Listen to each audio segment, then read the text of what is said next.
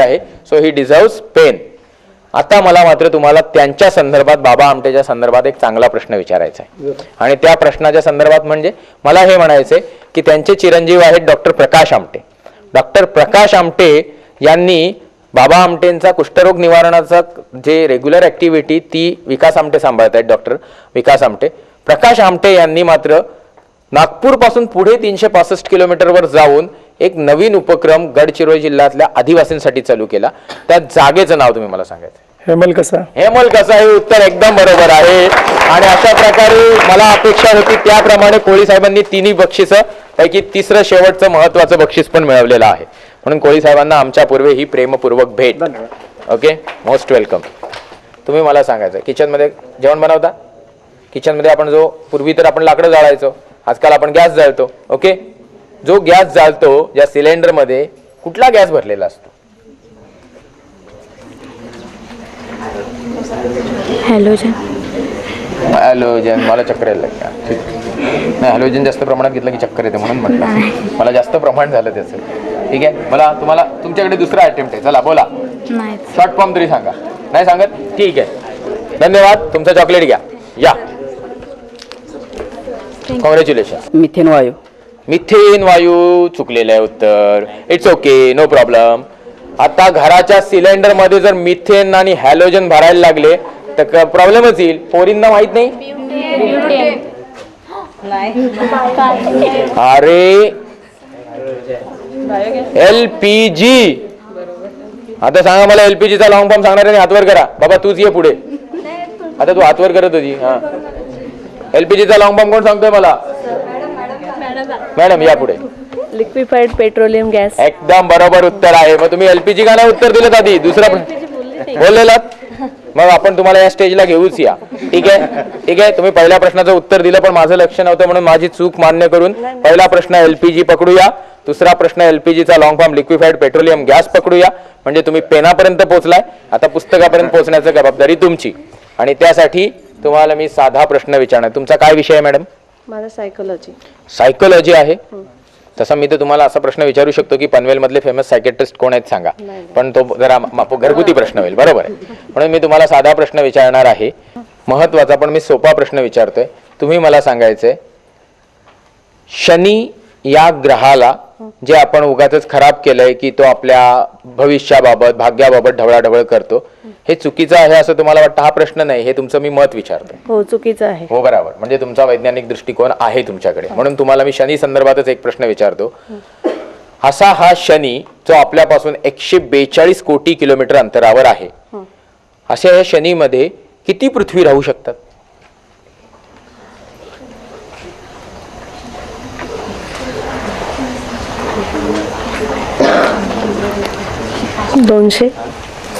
थोडंफार चुकलंय कारण 800चं 200 झालं. ओके, ठीक आहे, नो प्रॉब्लेम. ठीक आहे, त्यामुळे आपण तुम्हाला इथपर्यंत थांबूया. तुमचा बक्षीस तुम्हाला पेन देऊया. धन्यवाद. थँक्यू. थँक्यू. कॉमन प्रश्न आहे, भारताने पहिली अणुचाचणी कुठे केली? कोण बोलणार आहे? ओके, बोला सर.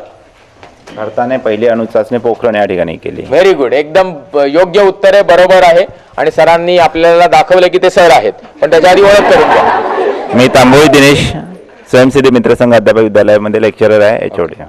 ओके, धन्यवाद सर. तुमच्या पहिल्या प्रश्नासाठी चॉकलेट आहे, पण pen is mightier than sword म्हणून आम्ही तुम्हाला देणार आहोत पेन. त्यासाठी दुसरा प्रश्न. दुसरा प्रश्न पोखरण संदर्भातच आहे की ही अणुचाचणी पहिली अणुचाचणी कुठल्या साली झाली? 1969. 5 वर्षांनी चुकलेलं आहे. ओके, पण चालेल. तुमचं चॉकलेट वाट बघतोय. Thank you very much. आणि या छोटीला पण तुम्हाला आपण पहिला प्रश्न विचारला, वातावरणाचा सध्या इथे दाब किती आहे? तुम्ही म्हणालात व्यवस्थितपणे 1 किलो. फार कमी लोक हे उत्तर देतात. 1 स्क्वेअर सेंटीमीटर मध्ये 1 किलोचा दाब असतं हे बऱ्याच लोकांना कळतच नाही. ठीक आहे, आणि हे तुम्ही सांगितलं ते मला फार आवडलं, म्हणून थोडा पुढचा प्रश्न. आता आपण तुमचं गणितच चेक करूया. मला म्हणायचं की 1 स्क्वेअर सेंटीमीटर मध्ये आपल्या वातावरणाचा दाब किती आहे? 1 किलो. तर मला तुम्ही सांगायचंय की मी 10 सेंटीमीटर बाय 10 सेंटीमीटरचा एक चौकोन काढला. ठीक आहे, 10 सेंटीमीटर बाय 10 सेंटीमीटरचा मी एक चौकोन काढला. तर त्या चौकोनावर वातावरणाचा किती दाब असेल? 10 बाय 10. 10 centimetre by 10 centimetre. 1 सेंटीमीटरला 1 किलो. हा, तर 10x10 मध्ये हं. 100. 1 सेंटीमीटर स्क्वेअर वर आपला 1 किलो आहे. एक. तर 10 सेंटीमीटर बाय 10 सेंटीमीटर वर किती येईल म्हणालात? 10 किलो. बघा विचार करा, तुम्ही बरोबर उत्तर देताय. 10 100 असेल. Very good. आता तिसरा महत्वाचा प्रश्न आहे की वातावरणातून पृथ्वीपर्यंत 2 प्रकारची प्रारणे रेडिएशन पोहोचतात. त्यातलं एक प्रमुख रेडिएशन आहे, त्याच्याशी संबंधित एक मोठी दुर्बीण, भारतातलीच नाही तर जगातली सगळ्यात मोठी दुर्बीण आपल्या भारतात आहे. तर ती जी जागा आहे ती कुठल्या जिल्ह्यात आहे ते तुम्ही मला सांगायचं. पुणे. Very good. तिसऱ्या प्रश्नाचं उत्तर बरोबर दिलंय, त्यांना पुस्तक द्या. त्यामुळे या राष्ट्रीय विज्ञान दिनाच्या औचित्याने जी आम्ही प्रश्नमंजुषा किंवा चालता बोलताचा जो कार्यक्रम घेतला त्याबद्दल तुमच्या सहभागाबद्दल आणि अतिशय उल्लेखनीय यशाबद्दल तुमचे मनपूर्वक अभिनंदन. Thank you very much. नमस्कार मित्रांनो, आत्ता आपण पोहोचलो आहोत आपल्या वैज्ञानिक दृष्टिकोन रुजवण्याच्या प्रवासाच्या म्हणजेच प्रश्नमंजुषेच्या अंतिम टप्प्यावर. आणि या टप्प्यावर पोहोचताना आपल्याला बऱ्यापैकी कळलेलं आहे की ज्या प्रमुख शिक्षण संस्था आणि आजूबाजूच्या परिसरात आपण फेरफटका मारला, बऱ्यापैकी विद्यार्थ्यांना विज्ञानाविषयी माहिती आहे, बऱ्यापैकी विद्यार्थी हे वैज्ञानिक दृष्टिकोन बाळगतात आणि समाजातल्या अंधश्रद्धा किंवा रूढी परंपरा ज्या मानवी समाजाला त्रासदायक आहेत त्या बहुतांश फारच कमी घटकांमध्ये आढळतात आणि त्या पूर्णतः नाहीशा करण्यासाठी आपण सर्व मिळून प्रयत्न करू शकतो. चॅनल 1 आणि महाराष्ट्र अंधश्रद्धा निर्मूलन समिती शाखा पनवेल यांच्यातर्फे आयोजित विज्ञान आठवड्यासंदर्भात ज्या काही विशेष कार्यक्रमांचा आपण आयोजन केलं होतं त्या सर्व कार्यक्रमांचा एक धावता आढावा आपण घेऊया आणि मग आपण आपल्या प्रोग्रामला संपवूया. विज्ञान आठवडा साजरा करण्यानिमित्त आयोजित कार्यक्रमांमध्ये प्रामुख्याने समावेश होतो 22 तारखेला, 25 तारखेला, 28 तारखेला आणि 24 तारखेला आपण अध्यापक विद्यालयांचे जे NSSचे शिबिर असतात शांतीवन नेरे येथे, तेथे आपण त्यांच्यासाठी खगोलशास्त्र या विषयावर स्लाइड शो तसेच त्याच्याशी संबंधित विविध अंधश्रद्धांच्या बाबतीत मार्गदर्शन केलं. विद्यार्थ्यांचा सहभाग अतिशय उल्लेखनीय होता. त्याचप्रमाणे एक प्रमुख कार्यक्रमाअंतर्गत Varad apartment middle class housing society Panvel येथे आपण रात्री आकाश दर्शन, त्याचप्रमाणे खगोलशास्त्रावरचा स्लाइड शो, त्याचप्रमाणे टेलिस्कोपद्वारे गुरु, शुक्र, चंद्र यांचं निरीक्षण केलं आणि त्यासाठी असलेला प्रतिसाद हा अतिशय सुशिक्षित समाजाकडून आणि अतिशय उल्लेखनीय असा होता. यामध्ये सर्वतोपरीने आपल्याला मदत करण्याचं काम doctor mister and Mrs Naik यांनी केलं.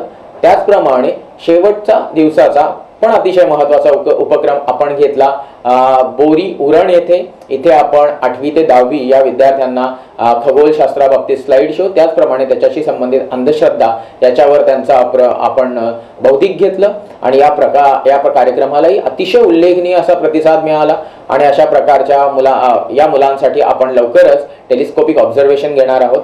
अशा प्रकारे या पूर्ण आठवड्यामध्ये खगोलशास्त्र, त्याच्याशी संबंधित अंधश्रद्धा, पर्यावरण विषयक मार्गदर्शन आणि चालता बोलता या प्रश्नमंजुषेचं आपण आयोजन केलं होतं.